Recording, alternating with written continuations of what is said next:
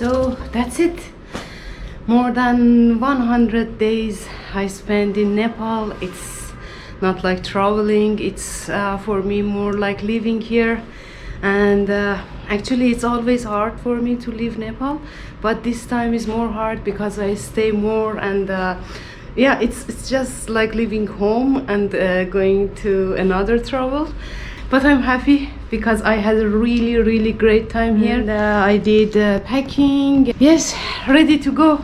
I have flight in 3 hours, and I order Pato. It's application for ordering car, taxi, which is much more cheaper than if you want to order from outside, like all the online taxis application. And yeah, I'm waiting for taxi. So the Pato driver just cancelled, and there is actually 2 applications, InDrive and Pato. Both of them use for taxi and other stuffs, other online stuffs.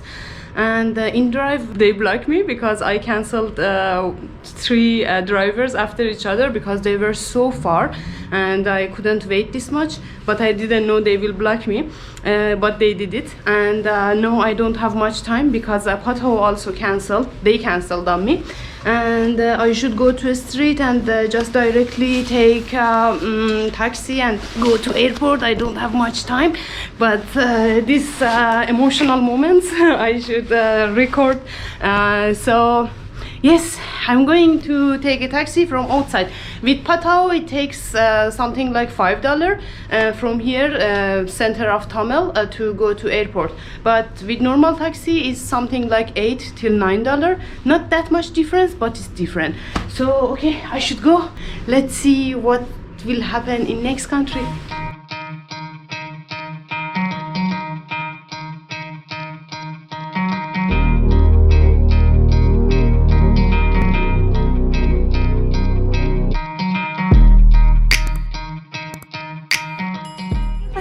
So what actually I am today.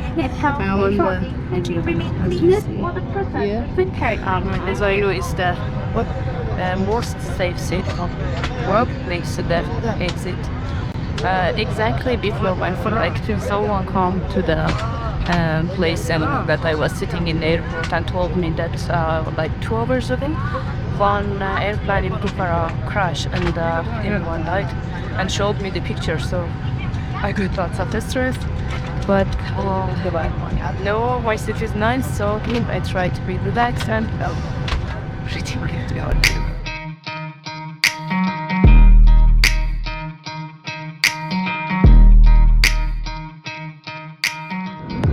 It's a cheap flight, about so. I'm not sure my ticket has done it or not, but like 25 Malaysian ringgit. $1 is something like 5 ringgit, so $5, $4, you can have food and in some cities.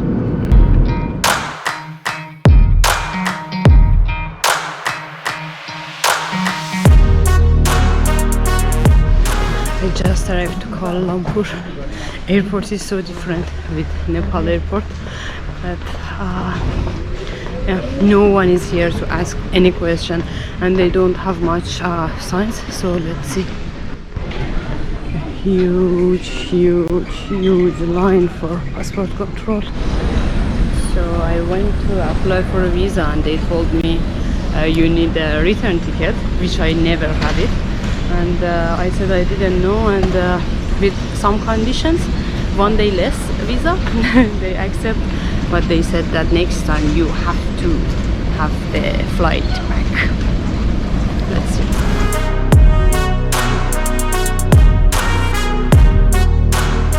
Everything is so different here. I mean, they are right to be more serious because it's more touristic, more bigger place, and for sure they have more headache. But you cannot compare the feeling that you have in Nepal airport.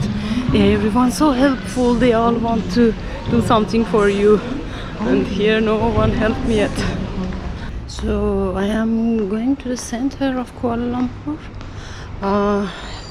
There is lots of options of bus, train, but it takes really long time, something like 2 hours to arrive there.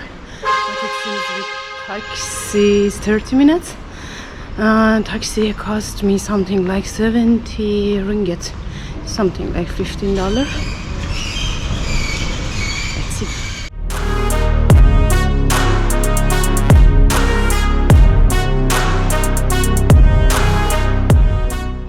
So it starts so tiring because the guy that I rent the home kept me in the lobby for something like 30 minutes to let me enter because I didn't have internet to give him the confirmation number, but I had all the things. But okay, forget it.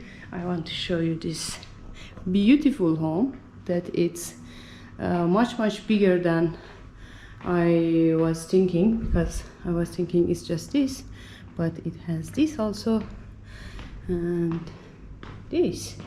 I will show you Backstage later.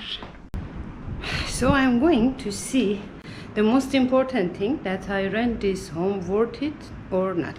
It's an infinity swimming pool. Let's see.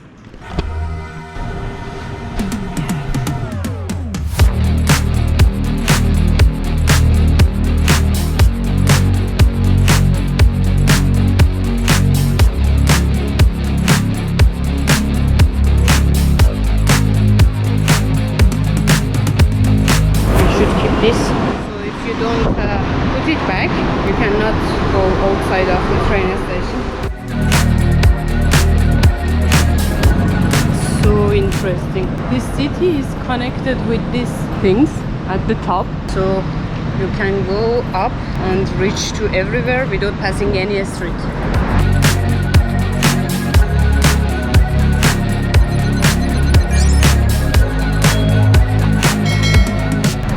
This Petronas is the first place that everyone comes to Kuala Lumpur should visit. And somehow it's so huge, and my neck gets pain of watching all these beautiful buildings.